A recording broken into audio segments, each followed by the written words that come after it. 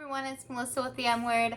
I'm part of a collaboration. This one is hosted by Alicia at DAC Family, and she is doing a summer Boredom Busters collaboration. So a bunch of us are getting together to share with you guys how we are going about keeping our kids from losing their minds and being bored out of their minds for the first little bit of summer. So these early summer Boredom Busters, like that early summer blues where just out of school, if you're in public school, or their co-op is just starting to wind down. I think the co-ops that we have around here are usually just during the school year, but we keep our kid from getting bored. I swear we're more busy in the summer and it's like impossible for them to get bored. But we are year-round homeschoolers. I do kind of let us trickle back a little bit in our homeschooling when it comes to like June and July, sometimes also May, because the kids are just burnt out and they want to be done. But May, June for sure, because they see all their kids, like their friends that go to public school outside playing. So for June for sure, we wind back a little bit and they play. But that's how we kind of get through. Like, it's so much busier for us in the summer because we add in going camping. We add in that they're now running outside to play with their friends that are not at school. And we add in the library does a reading program every Tuesday. I think it's Tuesdays. It used to be Thursdays, or it's Tuesdays and Thursdays. The library has like something every day of the week, and we're constantly running there, and that's a half hour away because we live in the middle of nowhere. But we're constantly they're constantly doing something. I added in the farmer's market is on Saturdays, so during the summer we go to the farmer's market. During the week I'm baking for the farmer's market. Like, we have the garden. They're running nonstop. The doors almost never shut in my house. I won't plop it up here, I'll show it to you. We used to buy those like sticky strips for the we have a pest control company that comes in. First of all, they come in multiple times, but the flies, because the door is always open, there's flies everywhere, these little gnats, and they drive me crazy. And I used to buy like the little strips that go on the window, and this has nothing to do with what I'm supposed to be talking about, so I'm sorry, but I've been buying those like sticky ones for the windows, and they don't work very well. So I bought like this non-zapping little sticky trap that flies fly to and they just disappear. So I don't know if any of the rest of you had the same problem, like you have vegetables on the counter, fruits on the counter. It's those fruit flies that are always in my house. A whole different subject, and I'm sorry, but either way, that little thing I bought has been making it so much better. Like, I've seen maybe 2 gnats here and there, and it's usually like right after my kids have had the door open all day, running in and out. We have a completely fenced in backyard. Our patio wraps around from the front of our house to the side of our house to our backyard, and then the backyard's fenced in, but our patio also has obviously the patio has like the gates on it, but we also have like a gate across the stairwell to the front of our house so the kids can't get down there. And then we have a water table out there that they have access to. They have all their toys, scooters, bikes, all the things. They basically are never out of ideas to do outside.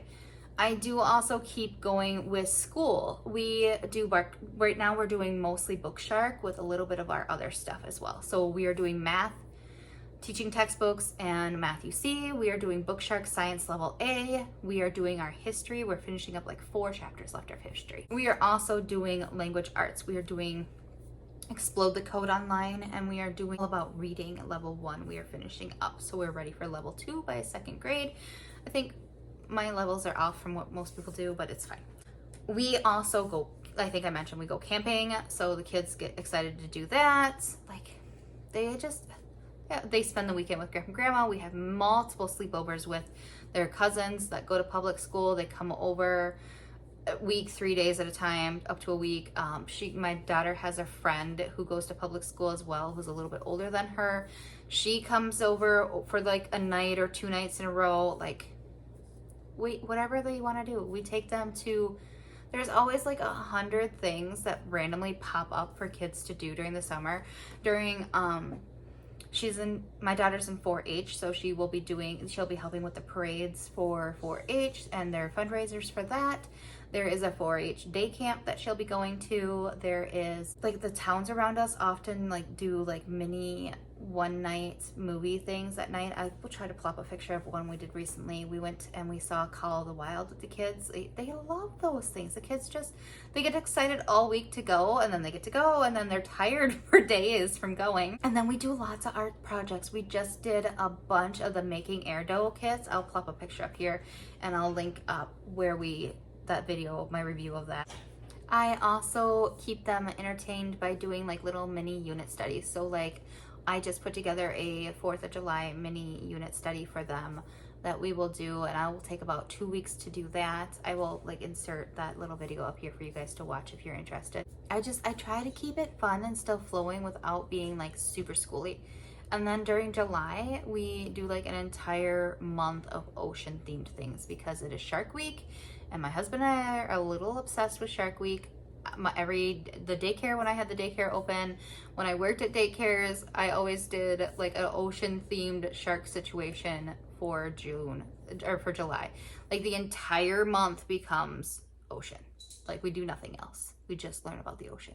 I'm already a little overplanned for that. I have an ocean life study.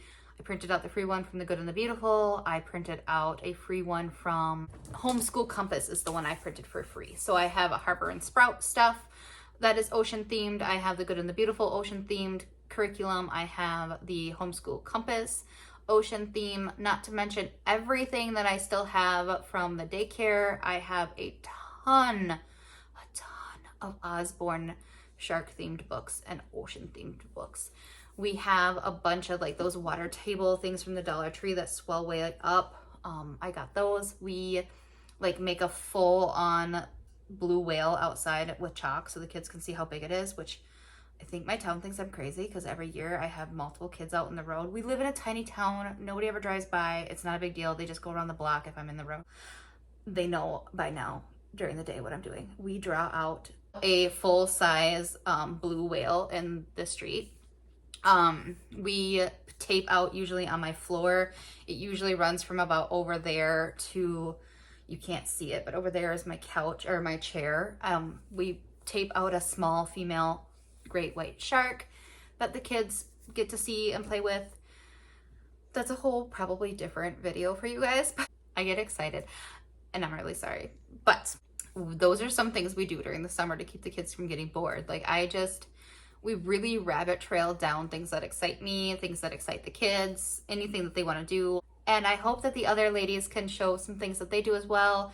I will link the playlist below. Don't forget to go check out Alicia and Dak Family channel. She's amazing. She's a 2nd generation homeschooler and she's just the sweetest lady. She just seems so sweet. And show her channel some love. Watch for that. If you haven't already subscribed, please subscribe and I will talk to you next time. Bye.